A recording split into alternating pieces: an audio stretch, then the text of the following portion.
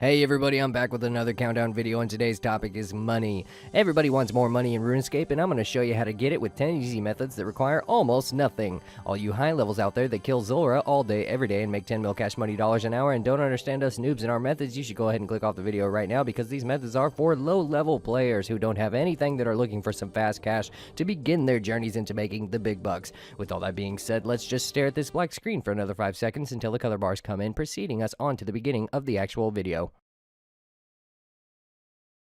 Number 10, so we're obviously standing in the GE right now. There's no need to introduce that into the video. Here's what you're going to be doing. You're going to be buying jugs of wine for about 15 coins each, and look at that, you're still getting some money back. Anyway, you're going to withdraw these as regular items into your... My voice is cracking. Anyway, you're going to be withdrawing these as regular items and not notes into your inventory, and this is where the AFK comes in /botting, which you shouldn't do.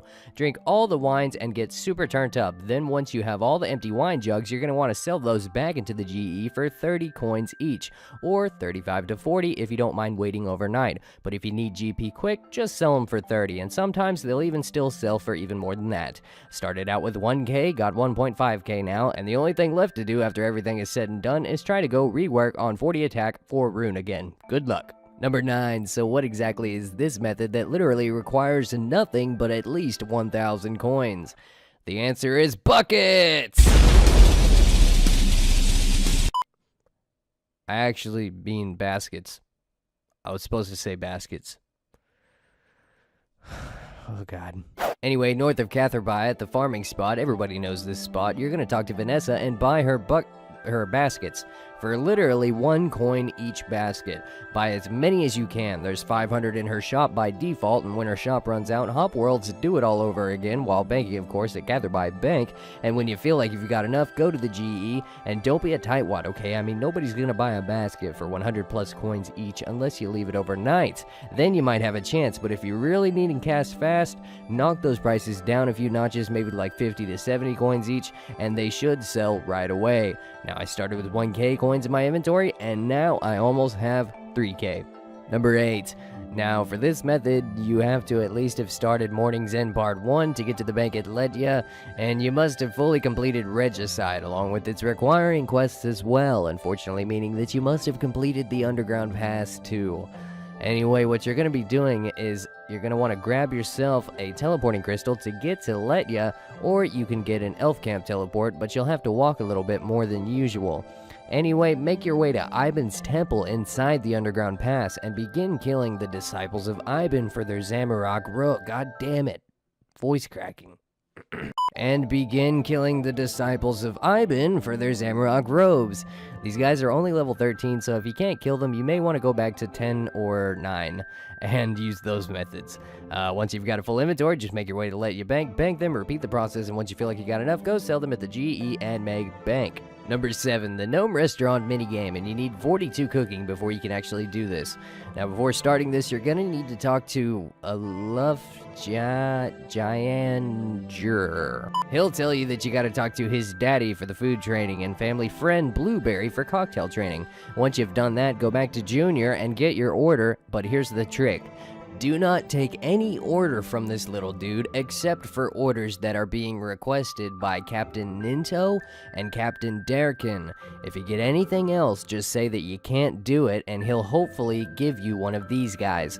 Ninto's under White Wolf Mountain and Derkin is in the dueling arena. The reason why you want these two is because there's a chance that they may give you a gnome scarf among other items that are worth a pretty penny. This method is entirely left to chance, unfortunately, but if you do get a gnome scarf, that's pretty much a free 700k. Number 6. For this method, you're going to want to have completed the easy tier for the Fremennik Achievement Diary. This way you can deposit items to your bank by talking to Pierre the Seer. Anyway, what you're going to want to do is go to Ursa's shop and buy the red and black cloaks. Those are the ones that sell the most. Buy them all, bank them, put your house at Releka so you can get back there faster, or use a scroll of redirection on a house teleport, and go back and repeat the process, hopping worlds if the shop runs out of capes, obviously. When you're selling them at the GE, you may want to bump the price down quite a bit, of course not going beneath what you spend on the capes because they're 325 coins each from Ursa's shop, but you might want to knock them down if you want cash fast, but if you're patient and wait, eventually they'll sell and you'll make a pretty decent profit. Number 5. This one is pretty simple and requires nothing except for a cash stack to begin with.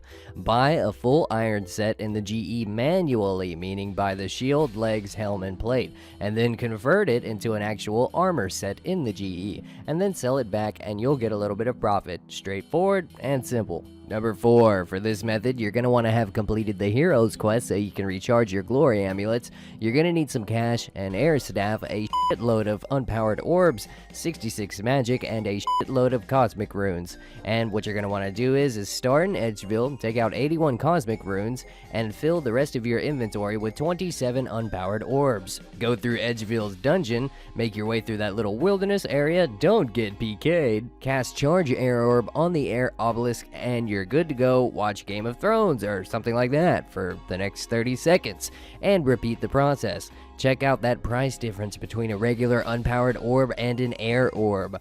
And I'm assuming that if you do this to make better orbs, you'll make even more money too. Number 3, for this next one, you're going to have access to Keldagrim, meaning you must have at least started the Giant Dwarf quest. And you're going to need at least 1 mil cash too, unfortunately.